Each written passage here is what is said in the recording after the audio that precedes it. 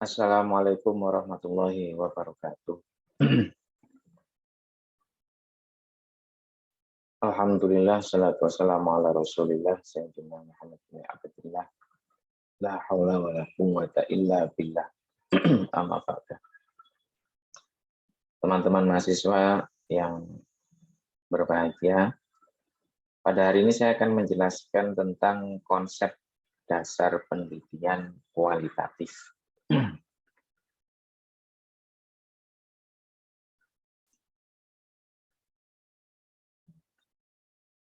Tapi sebelum itu, saya akan menjelaskan tentang apa itu penelitian. Jadi sebelum saya jelaskan kualitatif, penelitian kualitatif, saya akan berikan beberapa contoh yang terkait dengan kata penelitian. Sebenarnya istilah penelitian ini tidak asing bagi kita karena sudah sering kita gunakan dalam kehidupan sehari-hari. Bahkan pada praktek penelitiannya pun, prinsip-prinsipnya itu sedikit banyak sudah kita lakukan di dalam kehidupan sehari-hari. Contohnya misalnya seperti seorang pembeli kendaraan bermotor. Tentunya kan sebelum melakukan transaksi jual beli itu harus melihat barangnya, melihat kendaraannya. Jadi bisa dilihat surat kendaraannya, tahun pembuatannya, kondisinya, mereknya, macam-macam ya. Nah sebenarnya itu sudah mulai menunjukkan praktik-praktik penelitian. Kemudian contoh yang kedua, di sini ada seorang pegawai administrasi ini hampir setiap hari dia harus melihat ya surat yang masuk. Apa yang dilihat bisa jadi perihal suratnya, asal suratnya, isi suratnya dan lain-lain. Nah, praktik ini juga sebenarnya sudah termasuk penelitian karena sudah melakukan analisis. Nah, dengan demikian sebenarnya sudah sangat sering kita menggunakan istilah penelitian dalam kehidupan sehari-hari.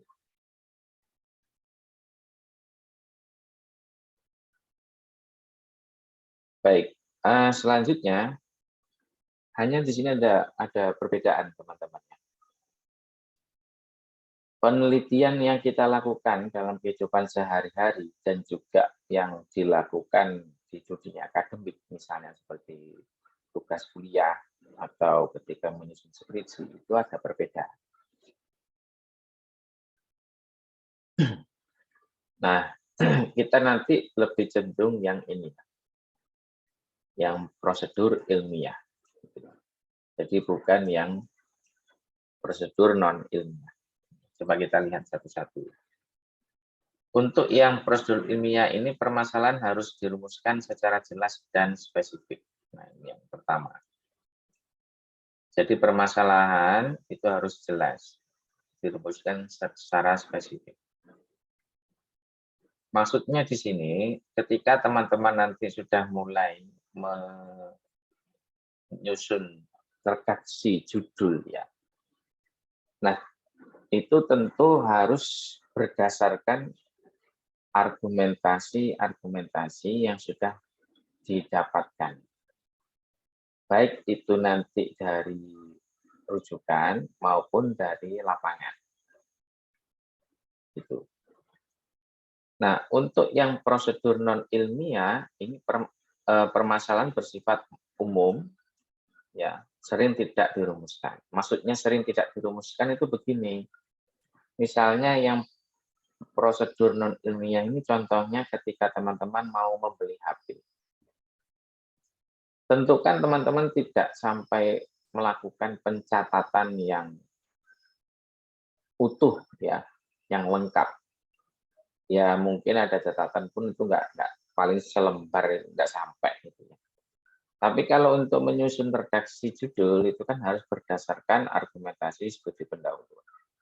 Nah minimal itu ada beberapa catatan-catatan 3 lembar sampai 4 lembar. Nah, itu perbedaannya ya. Jadi kalau untuk yang prosedur ilmiah itu kan teman-teman nggak perlu buat proposal beli HP, kan nggak perlu.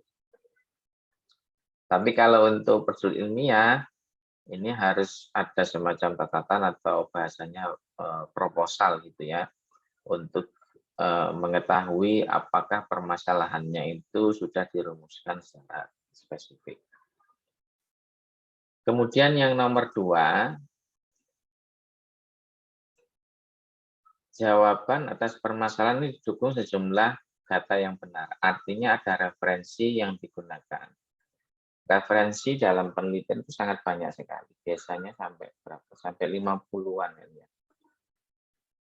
Itu yang serius itu.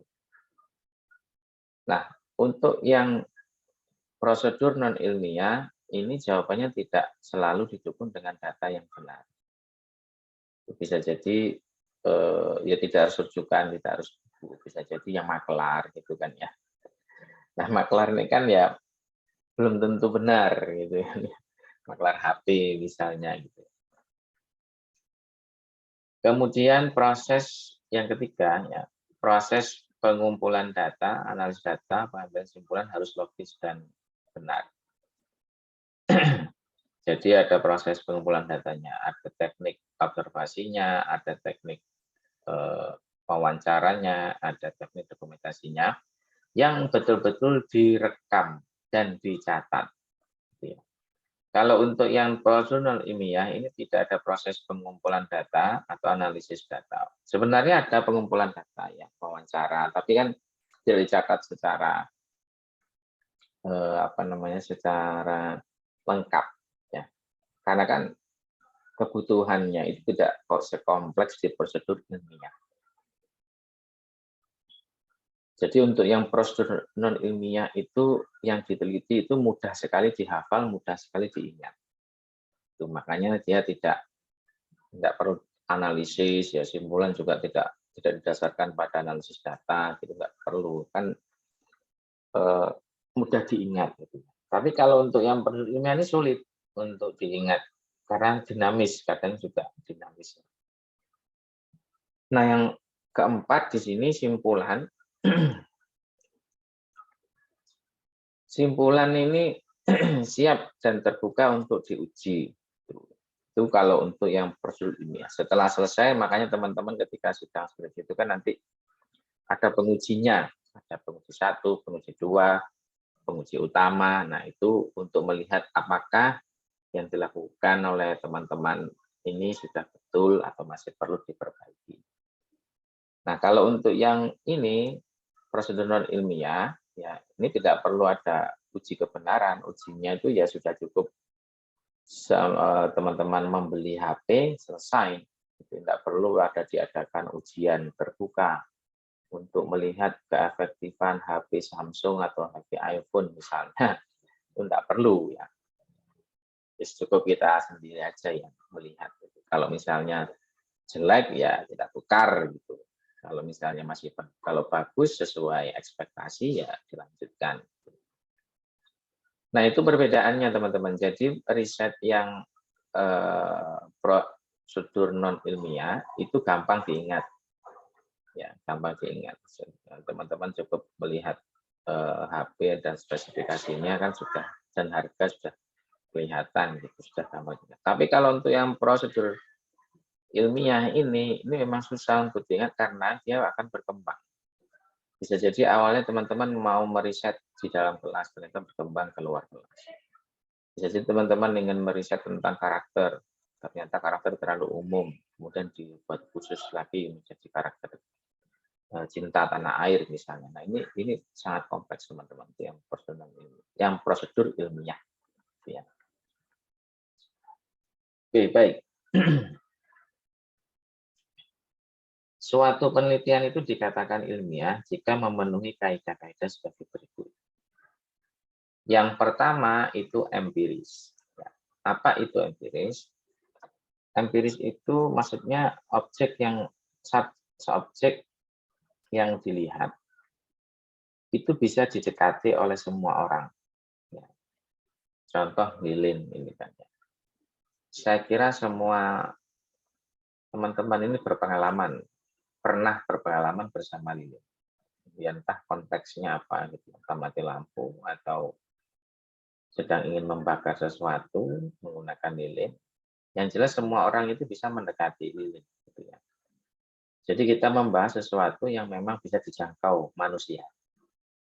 Jangan sampai membahas sesuatu yang memang tidak bisa dijangkau oleh semua manusia, misalnya seperti yang kaitannya sama metafisik.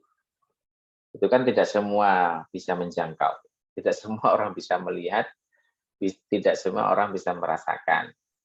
Kalaupun bisa melihat pun, itu kan beda-beda sesuai dengan kemampuan manusia itu masing-masing ya.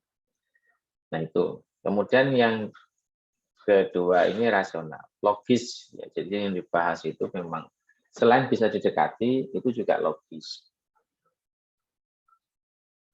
Kalau dilihat di dalam contoh lilin ini kan ya logis ya. Maksudnya kejadiannya itu memang kejadian yang masuk akal. Jadi di atasnya ada api, kemudian lama-kelamaan dia akan meleleh sehingga bisa dimanfaatkan untuk penerangan cahaya. Itu ya. Jadi dia itu membakarnya itu masih dalam kategori yang aman. Jadi logis lah gitu. Itu kalau dalam contoh itu ya.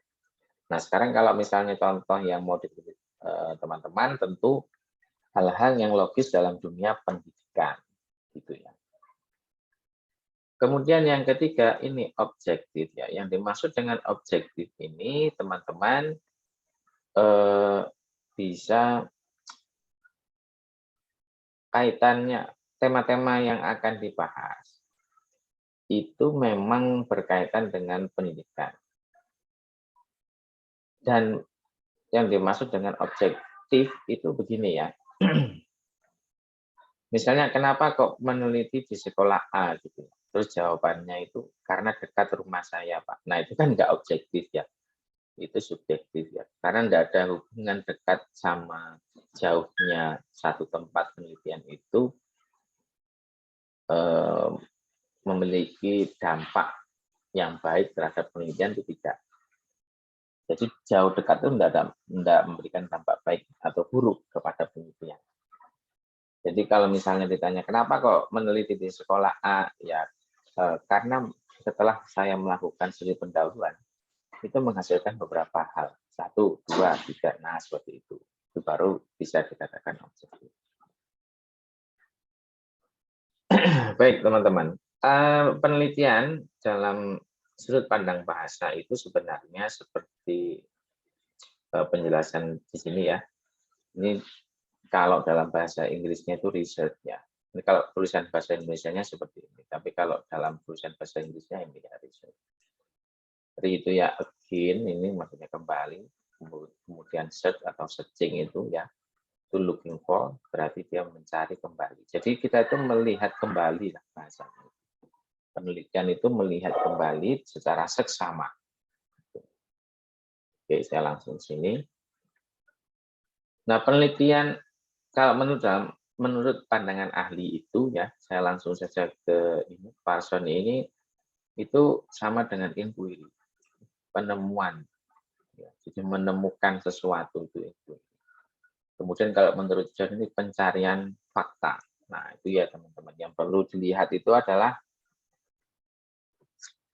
penemuan kembali ya, atau pencarian fakta. Ya, yang dimaksud fakta itu adalah memang satu hal yang betul-betul terjadi di lapangan, tidak dibuat-buat, tidak direkayasa. Itu. Nah, selanjutnya ciri-ciri penelitian di sini ada 5 ya. Yang pertama memecahkan masalah. Kemudian yang kedua penelitian diarahkan untuk pengembangan, ya, untuk bisa pengembangan prinsip, teori, penemuan baru. Tapi kalau teman-teman S1-nya, saya kira untuk pengembangan prinsip saja, itu ya. Nih. Jadi pengembangan prinsip saja. Kalau untuk yang teori ini lama teman-teman ya. Ini S3 itu, S2 itu juga masih pengembangan. Sebenarnya kalau mau dilihat ini agak lama ya, kalau misalnya mau betul-betul dilaksanakan untuk menemukan teori atau penemuan baru. Membutuhkan waktu yang sangat lama. Karena kalau waktunya terlalu singkat, biasanya mudah dibantah. Kalau untuk langsung ke menemukan teori gitu ya. Makanya lebih ke pengembangan prinsip saja. Kemudian penelitian ini memerlukan observasi dan deskripsi akurat. Makanya ini teman periset harus betul-betul terjun ke lapangan sendiri, melihat sendiri, mengobservasi sendiri. Penelitian dirancang secara teliti, baik prosedur maupun pemikiran objektif dan rasional. Ini sudah saya sama seperti tadi ya, jadi harus objektif dan rasional. Penelitian ini menuntut kesabaran. Nah ini ya, menuntut kesabaran dan ketekunan. Maksudnya kesabaran itu begini teman-teman ya. Penelitian kualitatif itu kan instrumennya itu peneliti. Jadi alat untuk melihatnya itu ya peneliti itu, instrumennya itu ya peneliti. Nah, di dalam meneliti itu kan berbaur dengan warga yang berada di tempat penelitian. Nah, pada saat berinteraksi itu menuntut kesabaran teman-teman, karena bisa jadi pertemuan pertama, kedua itu tidak langsung mendapatkan apa yang ingin dilihat, apa yang ingin diobservasi, apa yang ingin diwawancara.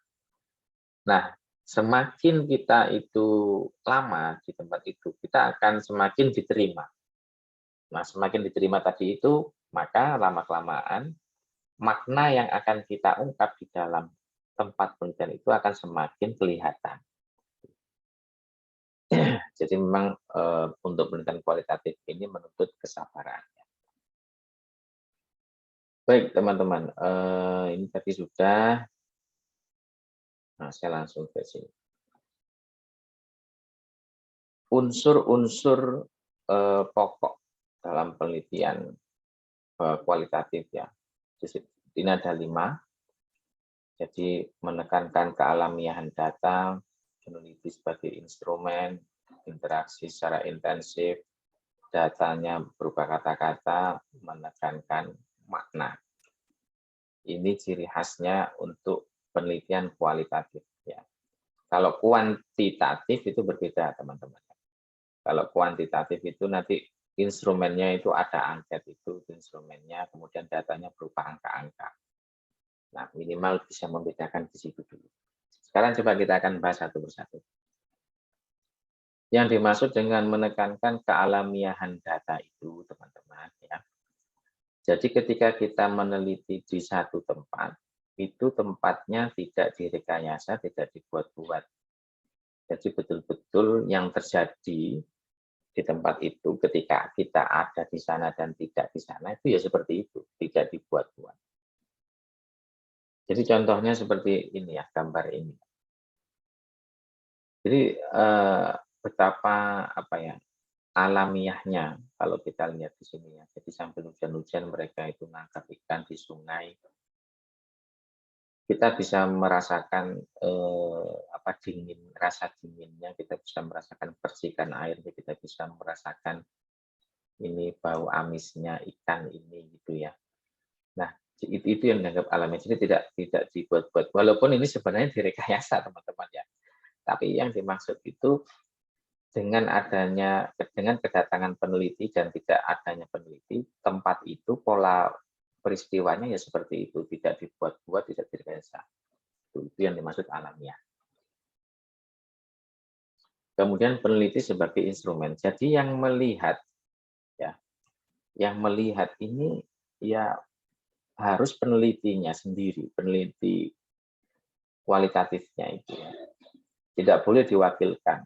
Kalaupun diwakilkan sebenarnya itu bisa mengurangi kualitas data. Gitu ya. Mengurangi kualitas data yang didapat. Makanya dia harus merasakan sendiri, mencium sendiri, melihat sendiri, kemudian bisa melakukan wawancara sendiri. Jadi instrumennya itu ya peneliti untuk kualitatif. Kalau kuantitatif kan beda. Kuantitatif ya angket itu instrumennya. Disebar ke sekolah gitu kan. Itu instrumen untuk yang kuantitatif. Tapi kalau untuk yang kualitatif itu ya peneliti, orangnya. Baik teman-teman, nah ini tadi interaksi secara intensif ini tidak gampang teman-teman. Kita ketemu orang, baru ketemu orang itu kan tidak langsung masuk pada level sahabat. Uh, harus melalui beberapa proses dan waktunya kadang tidak sebulan 2 bulan gitu ya. Bisa jadi tahunan baru jadi sahabat. Nah sama seperti ini teman-teman. Jadi riset kualitatif itu harus pinter-pinter berkomunikasi dengan warga sekitar yang di tempat penelitian tersebut secara intens. Ya memang untuk menghidupkan komunikasi itu teman-teman itu butuh energi ya. Ya kita harus mau nyapa mereka walaupun tidak ada pertanyaan tentang penelitian, kadang kita harus memberikan sesuatu kepada mereka untuk mencairkan suasana, ya entah itu dibelikan gorengan, apa dibelikan kopi misalnya itu. Nah, kalau di dalam praktek-praktek yang sebelumnya teman-teman, yang sudah dilakukan oleh para peneliti, itu sampai ada yang harus tinggal di tempat penelitian itu, saking untuk apa namanya mengungkap apa yang terjadi di sekolah itu. Kemudian ada juga yang sampai menikah, ya, sampai menikah sama orang setempat itu biar betul-betul merasakan situasi yang terjadi di tempat penelitian itu. Tapi nanti teman-teman ya nggak perlu se-ekstrim itu ya, biasa-biasa aja. Oke, selanjutnya data berupa kata-kata jelas gitu ya. Jadi di sini datanya berupa kata-kata, hasil wawancara, hasil observasi itu kan berupa kata-kata. Nah, yang sulit ini teman-teman ya, menekankan makna. Kita tidak bisa dalam waktu singkat itu bisa langsung menemukan makna. Kita membutuhkan waktu. Jadi apa namanya? Makna yang terkandung di satu fenomena sosial itu akan terungkap dengan apa namanya? Kita bisa betul-betul mengikuti peristiwa itu mulai dari pagi sampai sore ya. Maksudnya kita bisa mengikuti peristiwa itu setiap hari. Tapi ya enggak selamanya, enggak. Cuma memang membutuhkan waktu saja sebenarnya. Ketika wawancara juga begitu teman-teman. Tidak langsung kita mendapatkan jawaban. Bahkan jawaban itu bisa jadi membuat kita tidak paham. Nah, ya, oleh karena itu perlu diadakan wawancara lanjutan. Sama observasi juga begitu. Apakah sudah betul ya observasinya itu?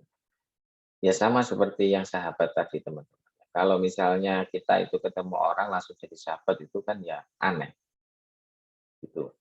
Perlu ada proses. Entah itu nanti dalam prosesnya itu saling tolong menolong, saling bantu membantu ya. Kemudian jika ada permasalahan permasalahan itu diceritakan antara satu sama lain, saling terbuka. Nah, proses-proses itu kan tidak bisa dalam waktu singkat. Ya gampang nih kalau misalnya cari jodoh gitu kan ya. Itu kan nggak mungkin kalau kita ketemu orang pertama langsung diajak nikah terus mau. Tentu ada proses ya, ada proses entah itu menanyakan latar belakangnya, melihat atau mengobservasi perilakunya, mendokumentasikan foto-fotonya yang di IG misalnya, kenapa saja aktivitasnya. Nah, seperti itu. Baik teman-teman, saya kira itu dulu untuk pertemuan kali ini. Mudah-mudahan bermanfaat.